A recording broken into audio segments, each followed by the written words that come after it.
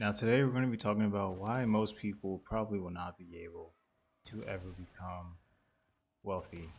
And it sucks, especially as everyone has the ability to, and it'd be great if everyone could. However, that's just the reality that that's not going to happen. And today we're going to be talking about why most people can't, and hopefully you don't be a part of it because it's good that you follow the right things and you do what you can to become wealthy. The first we really have is the hidden mindset traps.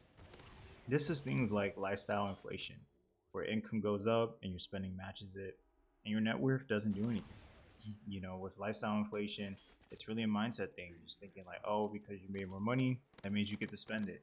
And from that, you'll never be able to create wealth as your mind is just set on keeping up with the Joneses and staying with your income and spending all the money that you make every day, every week, and not really saving anything. You also get in this loop where it's like I'll start saving when I make more money, and that's just not how it works. Even when you do make more money, you still end up spending more. You have to start early on learning how to get the habits of saving money. Otherwise, when you get more money, you're only just going to spend it. You're not going to save it. If you can't save $100, what makes you think you'll save $1,000? And that really comes a lot. Even me, I used to have this mindset too, like, oh, like I'll start saving when I get this new job, or I'll start doing this when I get this new job. And then you might get the new job or make more money, and then that happens, and now you're just still doing the same thing. It's like, oh, it's still not enough, or oh, I got this going on, or oh, I got this debt. And you don't want to have that mindset because it'll definitely derail you. Then you also have like normalcy bias, where you assume your financial habits are fine because everyone around you has the same one. But that can also be an issue because people look like they're fine on the outside, but internally, a lot of people are struggling, and it's hard to show it. Not saying people need to just have a sign out there that's like, "Hey, I'm struggling," but it's definitely hard to see it. So I don't want you to think like, "Oh, like everyone's fine the way you're doing it, eating out all the time and doing this because you see others doing it." Trust me, those people as well, they are struggling. It might not look like it, but they are. So I don't want you to think because you see them doing it, that means that they're fine and they're well off. Like, no, that's just not how it is. And I'm telling you, you'll see that's not true. The next problem is the opportunity cost problem. This is when you're spending like $400 a month in car payments, and it really costs a lot over 30 years. And people might not think that decision in the moment, but honestly, having a car payment for 4 or 5 years really can derail you for the next 30 years. And that's because the money that you spent on this car could have been used for investing. And let's say if it was $400, that $400 could have been going into investment, but now it's going to a car. And because of that, you're losing a lot of money that can be compounded in the future. I'm not saying all your money has to always be invested. You can still have a $400 a month car and still invest. However, in this economy, that's easier said than done. So it'd be better to just have a fully paid off car, a car that can get you from A to B, get the money invested that you need, and then when it's time for you to get something that you do like, you can do it as long as it's financially responsible. And then also, time is really the only asset that doesn't come back. And most people spend their time just earning and never investing. And I have some truth where you should enjoy life at times and should live in the moment, but also you need to be prepared for the future and having things be looked out from a far reach. Obviously, everyone has this myth where it's like, oh, I don't want to use my money by the time I'm 65. And I feel some way about that too. You definitely want to find a way to invest both for your future and also make sure that you're enjoying your life as well. And I don't know why people always say that 65 thing. Like, that's only for Roth IRAs, essentially, but like 401ks and a regular taxable investing thing, like you can take out that money easier. Obviously, the 401k will take a penalty, but a regular investing account, you'd be fine. So you don't have to wait that whole long time. But yeah, everyone has their things, so not too much you can do there, honestly. But still, this money is important, and it's really important to invest and not spend all of it. And then a lot of people are trading active income for assets that nobody talks about until it's too late. Like we spend our money on things that really at times aren't good for us or just aren't meant for us in the moment.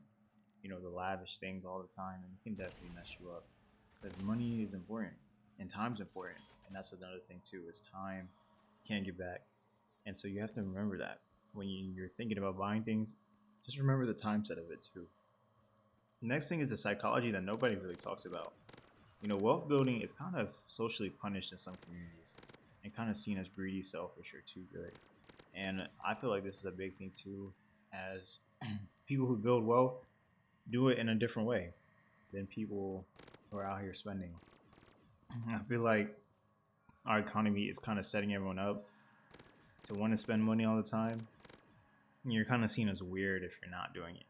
And I've noticed that a lot recently too, where people get upset if you don't go out to eat all the time with them, or you don't spend all the money on clothes all the time like they do. But you have to find balance in both enjoying your life and investing. And so some people who are a little bit more aggressive and are like really like frugal and the fire movement, it can definitely be seen as something that is a bad thing, which there's some good and bad there, but you definitely don't want to make sure that you're not investing at all. And a lot of people have a scarcity mindset versus abundance mindset, and they feel like scarcity is something that they grew up with, and that's probably because of how they grew up. Like a lot of people have a lot of ways they deal with money and how they grew up. If your family was bad with money, or you never really taught the skills needed, it'd be really hard later on when you're trying to learn, because all you've seen in your life was your mom and dad be bad with money. And so because of this, like your mindset's like, oh well, I need to spend as well too, because my parents did all this and they still seem fine. And that could be some truth there, but it's also like you have to make sure for yourself, they probably want you to be better than them, so you have to find a way to invest, enjoy, and do things different. And as well, I feel like in our economy now, it's a lot different than it was before. Obviously, we've had market crashes and house crashes and stuff like that, but now with AI and stuff, we really just don't know the future anymore. Like I feel like in the past we could have known it a bit, but now our future is going to be a lot different than any history we've seen before. So we just have to keep that in mind as things happen. And then also, like delayed gratification needs to be seen as a skill, not a personality trait. It can definitely be built. I don't know why some people feel like to be frugal or to not want things right away, like that's just who you are. Like you're a person who's cheap and you're a person who's not cheap. Like, you can definitely learn that skill of delayed gratification.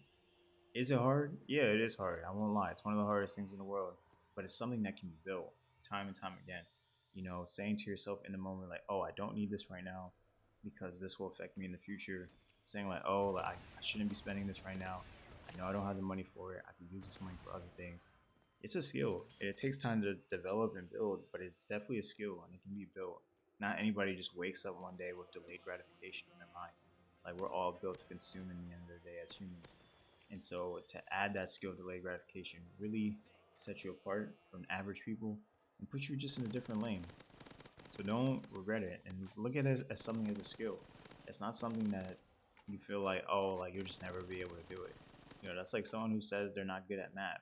Like you might not be good at math, but you can still learn math. Math is a skill. It's not like there's people, who just automatically learn math. Like, yeah, there's might be people who are better suited and their minds just work better for math, but that doesn't mean that you still can't learn it. And I think that's a big thing as well too. And now, really just the end. And I feel like most people won't change because awareness without discomfort isn't enough. People, I feel like some people know what they're doing, but they don't care. And I feel like some others genuinely don't know what they're doing. And they're just not worried about the consequences in the end, what will happen, when it comes to that. Like, imagine you ask like 10 people in a room or just randomly anywhere, how much money do they want to live in retirement? Everyone's just gonna say, oh, I want to be rich. Okay, how much money is rich? Uh, they don't know. Or they'll say the standard, $1 million. Okay, so if you had $1 million, like, what are you gonna do with that money? Like, how much money are you gonna take out every year, and are you gonna put in dividends? It's gonna be rental property. I don't know. I just want $1 million. And it's like these type of things you have to be aware about, and you have to have structured. Otherwise, you're not gonna get to that place. And there's a gap between knowing and doing, and what actually closes it. And a lot of people know, but they're not doing the things that they're knowing. Like if you're reading a book about these things or watching YouTube videos like this right here, but you're not putting in the work and actually doing it, I mean, you're just wasting your time at that point. There's no point if you're not doing any action. You're not applying the knowledge that's given to you. You have to make sure that you're doing that. Because if not, it's really just a waste of time. And I think when it comes to being rich, it's not really about being rich, it's about having options. It's about knowing that, you know, do you want to work still?